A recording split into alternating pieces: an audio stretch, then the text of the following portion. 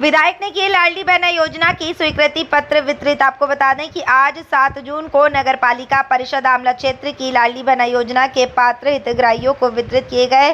साथ ही धारणाधिकार के तहत पात्र हितग्राहियों को पट्टे भी वितरित किए गए।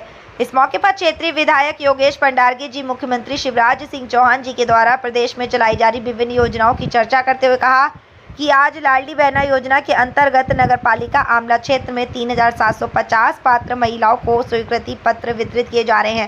साथ ही धारणाधिकार के तहत 48 हितग्राहियों को पट्टे वितरित किए जा रहे हैं। इस मौके पर मुख्य अतिथि डॉक्टर योगेश पंडारगे ने प्रदेश सरकार के द्वारा चलाई जा रही विभिन्न योजनाओं से अवगत कराया। साथ ही आमला क्षेत्र में किए गए विकास कार्यों का भी उल्लेख किया, जिसमें प्रमुख रूप से सीएम राइम्स स्कूल तथा रेलवे रवि पुल का अपग्रेड होना प्रमुख रूप से शामिल था।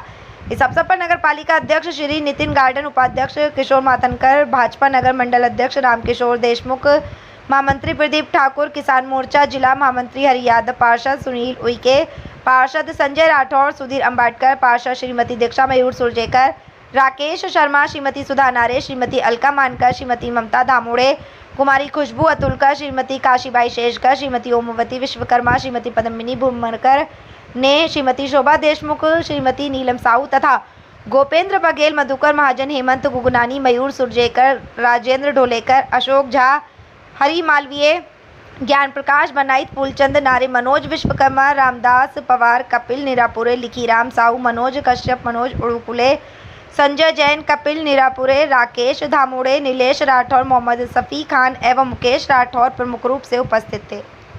एक बड़ा अस्पताल का निर्माण भी हम लोगों ने करवाया। जो डॉक्टर नीमच में जिनकी पोस्टिंग हो गई थी उनको भी यहाँ पर लाने का काम किया है। और हमारी बहनें यहाँ पर जो बैठकर सोच रही कि एक महिला डॉक्टर और मिल जाए तो बहुत अच्छा होगा। तो ये भी आपको विश्वास दिलाता हूँ कि जल्दी यहाँ पर हम लोग महिला डॉक्टर की भी व्यवस्था करेंगे। आज अंबेडकर कॉलेज जिसमें 6 भवन बने थे, 3 करोड़ और रुपए स्वीकृत करवाकर वहाँ पर 6 कमरे की और हम लोगों ने निर्माण कार्य प्रारंभ करवाया। और आप लोगों को बताते हुए बड़ी खुशी होती है कि यहाँ पर जो आप सभी लोगों की मांग थी कि सीएम राय स्कूल आमला क्षेत्र से बाहर नहीं जाना चाहिए, वो आमला क्षेत्र में ही खुलना चाहिए। लेकिन परेशानी ये थी कि जमीन की उपलब्धता नहीं थी, लेकिन चूंकि आप लोगों की मांग थी इसीलिए हम लोगों ने वहाँ पे जमीन की भी उपलब्धता सुनिश्चित करवाकर सीएम राय स्कूल का निर्माण कार्य भी यहीं पे करने का निश्चय लिया है। और 14 तारीख को उसका एक भव्य भूमि पूजन हम सभी लोग मिलकर करने वाले हैं। और यहाँ पर जितने भी लोग उपस्थित हैं सभी को मैं उस पुनीत कार्य के लिए आमंत्रित करता हूँ कि आप सभी लोग वहाँ पर उपस्थित रहेंगे ताकि आपके बेटा बेटी को भी एक अच्छे स्कूल में शिक्षा मिल सके। ये भी हमारे माननीय मुख्यमंत्री जी की एक बड़ी सोच है। हमने देखा कि पूर्व में जो सरकारी स्कूल होते थे वो थोड़े छोटे होते थे, सुविधाओं का अभाव होता था, और जो बड़े घरों के बच्चे होते थे वो बड़े बड़े स्कूलों में शिक्षा लेते थे। और हमारे बेटा बेटी ये सोचते थे कि काश मेरे पास भी पैसा होता तो मैं भी एक बड़े स्कूल में पढ़ता। ये मन की भावनाओं को भी हमारे मुख्यमंत्री जी समझते हुए सीएम राज जैसी एक दूरदर्शी और एक महत्वाकांक्षी योजना जो एक समाज में बदलाव लाने की शुरुआत करने जा रही है, उन स्कूलों का भी निर्माण कराया। बड़े भव्य स्कूल होंगे, स्विमिंग पूल होगा, फुटबॉल ग्राउंड होगा, अच्छी लैब होगी, अच्छे टीचर होंगे और हमारे बच्चों को भी एक विश्व स्तरीय शिक्षा उन स्कूलों में मिलेगी। ये भी हमारे माननीय मुख्यमंत्री जी की देन है। और आप लोगों को एक उस दिन नितिन भाई और पूरे नगर पालिका हम सभी लोग सब दलगत राजनीति से ऊपर उठकर हम सभी लोग उस जगह का भूमि पूजन करेंगे। और वहां पर जो एक बड़ी सौगात मिलने जा रही है आमला को, उसका हम लोग स्वागत करेंगे। और एक और बड़ी चीज सीएमओ साहब को मुझे नहीं पता कि अभी जानकारी है या नहीं है, जो लंबे समय से रमली पुल की जो मांग हो रही थी कि आमला को इधर के 10-11 गांव से और बेहतर कनेक्टिविटी मिल जाएगी।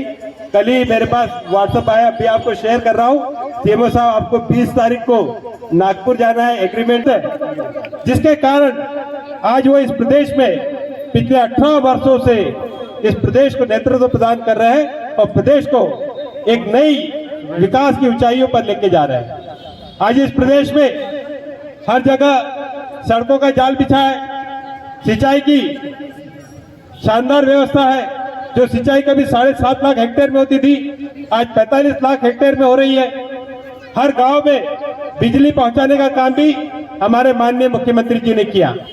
जो 2003 के पहले बिजली कभी कभार आती थी, जब आती थी तो उत्सव का माहौल होता था, उन परिस्थितियों से भी बाहर लाकर आज 24 घंटे गांव-गांव में बिजली देने का काम किसी ने किया है तो हमारे माननीय मुख्यमंत्री जी ने किया है। आज मुझे खुशी होती है कि आप लोगों ने जो मुझे आशीर्वाद दिया था मेरे कार्यकाल के शुरू के 15 महीने, तो मैं भी बड़े दुख के साथ कहता हूं कि उस वक्त इस क्षेत्र में कोई भी विकास कार्य नहीं दिए गए। कई बार हम लोगों ने मुख्यमंत्री से निवेदन किया कि माननीय मुख्यमंत्री जी कुछ रोडें दे दी जाए, कुछ बैराज दे दिए जाए, कुछ आमला के विकास के लिए कुछ राशि उपलब्ध कर दी जाए, लेकिन मैं नहीं समझता कि ऐसा भेदभाव क्यों किया गया था। मुख्यमंत्री को समभाव से चलना चाहिए और हर क्षेत्र में विकास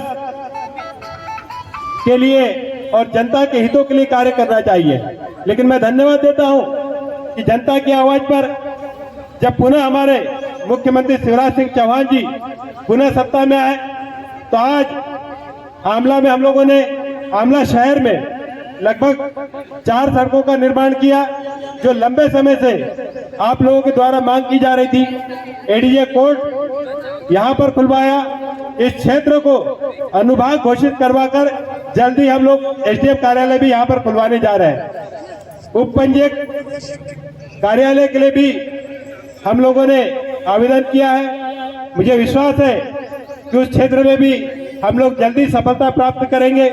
यहाँ मोक्षधाम, मार्केट निर्माण, आमला में जो बुनियादी आवश्यकताओं की जरूरत थी उन सभी को हम लोग पूरा करने का काम कर रहे हैं। आज यहाँ पर एक बड़ा अस्पताल का निर्माण भी हम लोगों ने करवाया। जो डॉक्टर नीमच में जिनके पोस्टिंग हो गई थी उनको भी यहाँ पर लाने का काम किया है। और हमारी बहनें यहाँ पर जो बैठकर सोच रही कि एक महिला डॉक्टर और मिल जाए तो बहुत अच्छा होगा, तो ये भी आपको विश्वास दिलाता हूँ कि जल्दी यहाँ पर हम लोग महिला डॉक्टर की भी व्यवस्था करेंगे। आज अंबेडकर कॉलेज जिसमें 6 भवन बने थे, 3 तो ब्रिज कारपोरेशन का फोन आया था कि सीएमओ साहब को वहां जाना पड़ेगा। रेलवे तो रेलवे है, 1 साल से उनके पीछे लगे थे सारे अधिकारियों से बात करके। लेकिन खुशी होती है कि इतनी मेहनत के बाद जब कोई काम सफल होता है, उसके लिए नगर पालिका सीएमओ से बात की, लवीना मैडम को कई बार बात किया, इरिगेशन डिपार्टमेंट से बात की, एसडीएम से बात की, कलेक्टर से बात की, डीआरएम से बात की, यहाँ पे जो अडेर है हमारे गुप्ता जी उनसे बात करी और सारे विभागों के बीच का समन्वय बना के उस रमली पुल में जिसमें रेलवे की जमीन आ रही थी उसकी भी स्वीकृति लेने का काम अगर किया है तो आपके आशीर्वाद से हम लोगों ने किया है।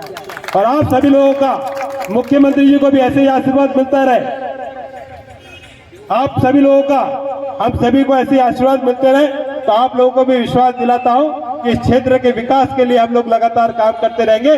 और ऐसे मुख्यमंत्री जिन्होंने हमारी बहनों के लिए आर्थिक आजादी के द्वार खोले, हमारी बेटियों के शिक्षा के लिए किया, हमारे गरीब बच्चे चाहे वो बेटा हो या बेटी हो अगर मेधावी है, 12वीं में 75% से ज्यादा नंबर लाते हैं तो प्रोफेशनल कॉलेज में भी उनकी फीस भरने का काम हमारे माननीय मुख्यमंत्री जी कर रहे हैं। ऐसे मुख्यमंत्री जिन्हें हर वर्ग, हर समाज, हर बेटा, हर बेटी, हर महिला, हर किसान और हर मजदूर के लिए काम किया है, ऐसे मुख्यमंत्री जी को मैं पूरे क्षेत्र की जनता की तरफ से बहुत बहुत धन्यवाद देता हूं और उन्हें बताता हूं कि माननीय मुख्यमंत्री जी आप ऐसे ही समाज हित के काम करते रहे, निश्चित ही जनता का आशीर्वाद मिलेगा।